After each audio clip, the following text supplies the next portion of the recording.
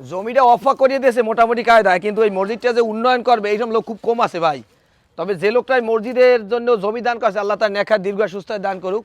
আর আমাকে পরবর্তী চিন্তা ভাবনা এই মসজিদটা একটু পাকা করতে হইবে। যদি আমরা যতই চিন্তা ভাবনা করি না কেন আমার কাছে কিছু নাই, কারণ আল্লাহর ঘর মসজিদ আল্লাহর জমিনে কীভাবে প্রতিষ্ঠিত হইবে, কার মাধ্যমে হইবে, কার দানের মাধ্যমে, এটা আল্লাহ ভালো জানে। তা আমরা গোলাম হিসেবে এটা চেষ্টা করতে আছি।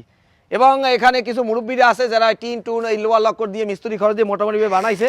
এইটা একটা পুকুর ছিল, এখানে মাটি তো নাই ধারে কাছে, বালি দিয়ে ভরট করিয়ে এইটা মোটামুটি দাঁড় করাইছে।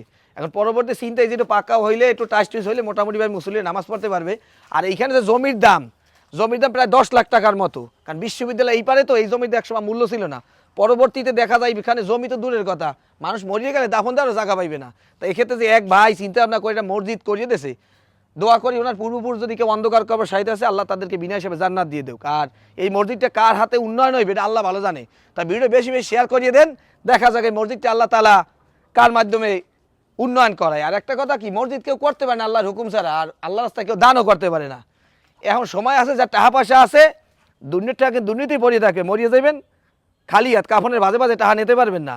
আর এই মসজিদ যেহেতু আল্লাহর ঘর, এইটা কার দ্বারা কীভাবে বইবে এটা আল্লাহই ঠিক করবে। তাই যেহেতু সময় আছে সব কামায় লুপে নেন, সময় কিন্তু হাতে নাই, কারণ মানুষ এই আছে এই নাই। তা ভালো থাকবেন, ফি আমানিল্লাহ, আসসালামু আলাইকুম রহমতুল্লাহ।